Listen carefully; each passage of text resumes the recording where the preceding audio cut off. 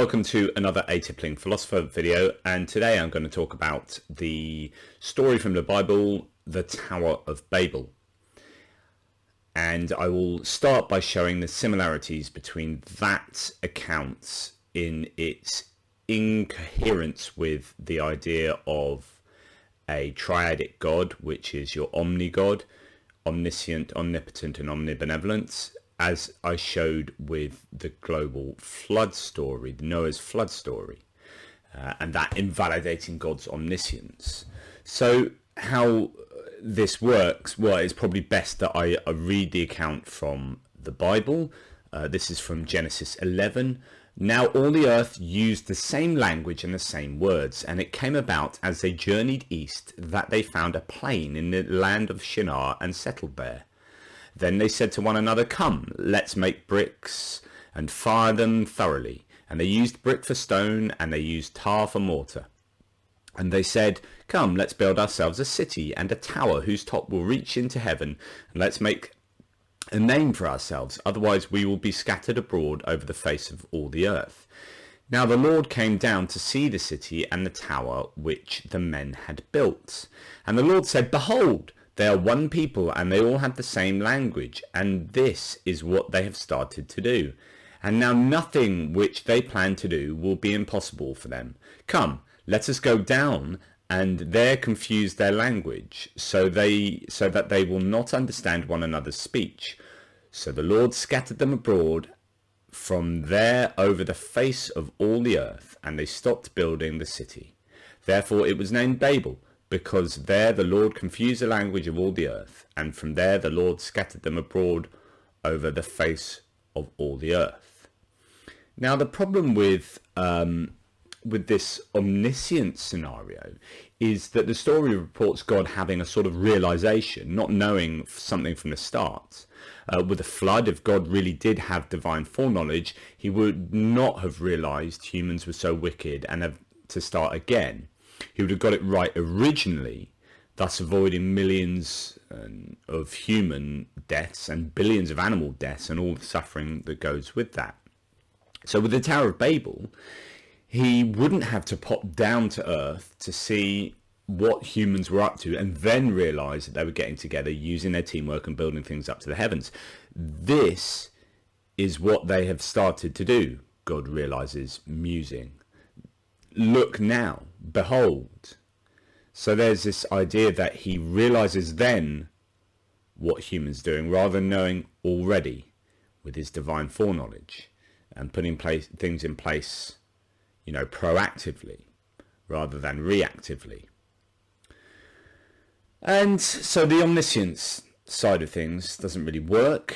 And then we have this idea that God is actually scared of humans doing something. I'm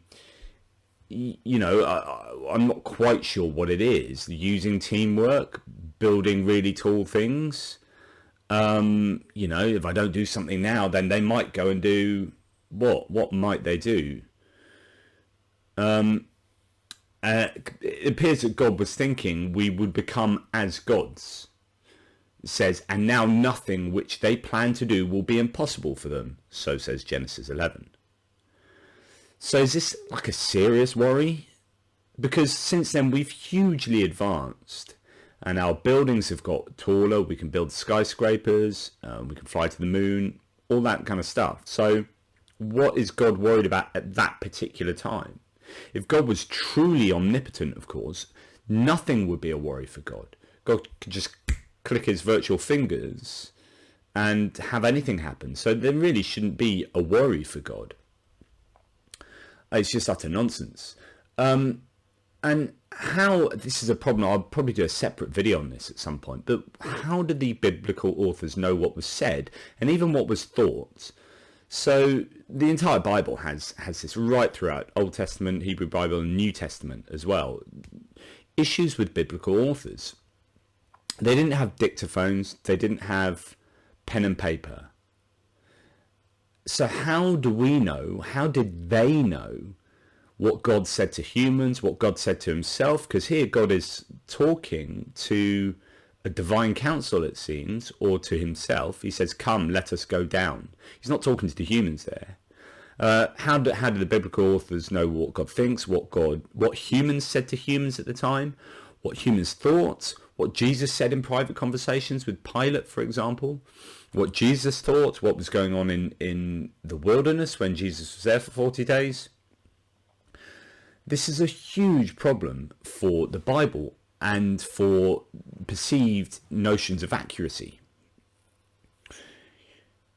There is simply no way that people communicating conversations or thoughts are going to be accurate. We've got Thucydides at the time, who was a contemporaneous historian, who declared, I make up speeches. I'm pretty sure that's what they would have said, but I am essentially making up the speeches. And this has to be what's going on with the Bible. There's no way that there's someone there scratching away at some kind of slate or chiseling away at a tablet, saying, "Hang on, wait a second there. Can you repeat that? I just missed that part." Oh, he didn't say that. Oh, obviously nonsense. Here's a challenge. This would be a challenge to Christians and Orthodox Jews. Go and look at modern history books, especially ones dealing with ages, before accurate speech recording. Then analyze how many conversations are recorded in those history books and compare the modern history book to the Bible. All that speech in the Bible should be ringing alarm bells. Klaxons should be going off, because every instance of speech should really communicate inaccuracy, essentially.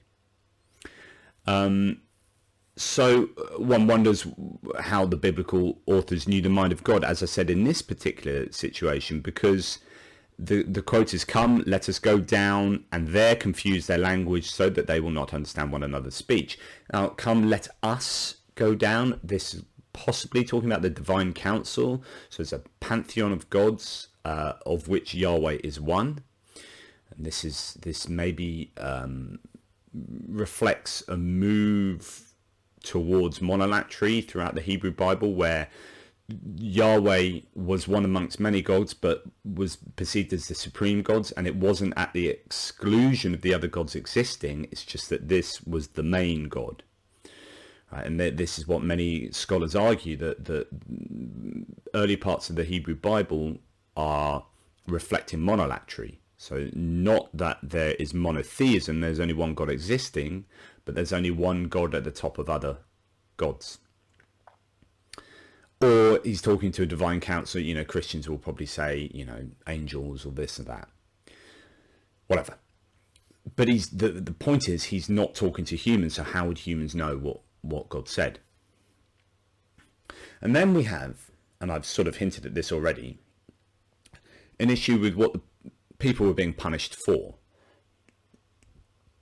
in that particular time, and what we are now presently doing, which is far in excess of those people in Babel at the tower, by orders of magnitude. I mean, such builders at the time really weren't equipped with the knowledge or technology to build very high at all.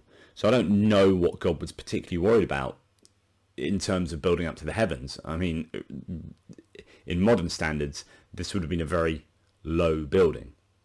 God came down in response to their teamwork and high building skills to throw them the length and breadth of the earth and give them different languages. And yet, even with those various languages, we can not only build skyscrapers now, think of all the different teams working in different nations when you have a massive building project, particularly around the world. And we can land on the moon. We can fly craft out of the solar system, or around the solar system, sorry. So that's with, international cooperation with all our many languages. Oh, give over. It's just, it's ridiculous. And here's a quote from a Patheos non-religious author, Adam Lee, who wrote about this. And he says, the Christian Answer site, which he previously references in his piece, claims it was not the height of the tower that invited doom, but its devotion to the pagan Babylonian gods. But even so, we regularly build statues, mosques, and other edifices to religions which the Bible claims are false. Why have none of the builders of these structures been stricken with curses? Has God calmed down so that the hubris in the present era enrages him less than hubris of past eras? Or is it simply that in superstitious and pre-scientific times, miracles could be claimed with less fear of contradiction? And then we get on to a further issue, and a quote from the text again: "Let us go down and there confuse their language so that they will not understand one another's speech." And again, I've talked about this with regards to teamwork and flying into space. The idea that God confuses them because teamwork is bad. They're unable to work together on account of having different languages, but then we clearly work together with different languages.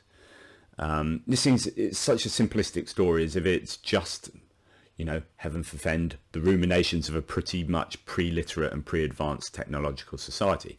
Well, that's what it is. After all, we have the United Nations now, and think of the teamwork involved in that with all those different languages. It's got scared of the UN. And just as a sort of somewhat amusing sidebar, the $125 million space probe Mars Climate Orbiter failed some years back, not because of different languages spoken, but because someone had not calculated some of the measurements from imperial to metric, and so the probe just kept on going. So, it's not just about languages, it's about metric and imperial.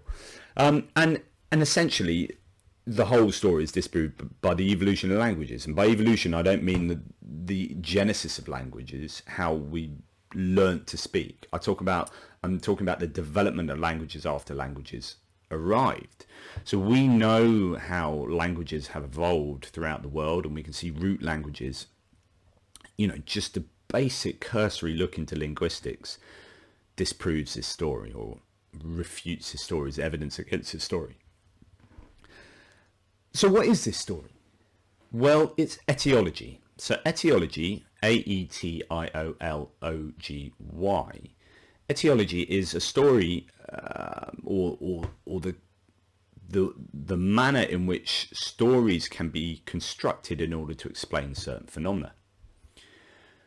You have Lot's wife, this sort of pillar of salty rock in the Middle East, and then you have the story of Sodom and Gomorrah, and Lot's wife being turned into a pillar of salt. And in fact, that goes some way to explain the saltiness of the Dead Sea in the local area. You've got the field of blood with Judas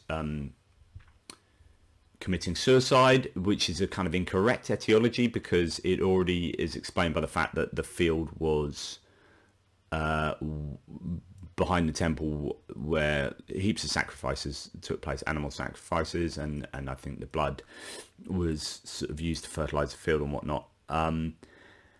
You have all sorts of etiological stories around the world in different cultures. You go to Uluru, Ayers Rock, as was, and you'll find that the Aboriginal Australians will have stories that explain how that rock came to be.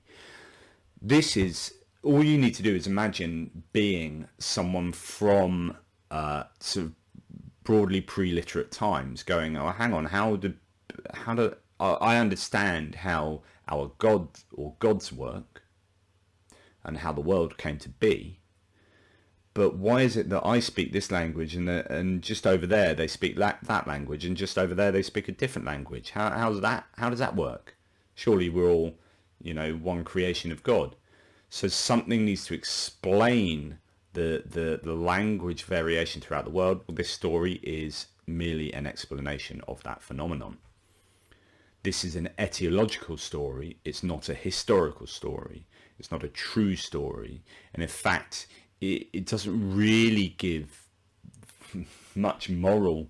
I think it's a pretty problematic story morally, in terms of what God is really doing and what God is scared of, and how he apparently how and why he apparently punishes humans.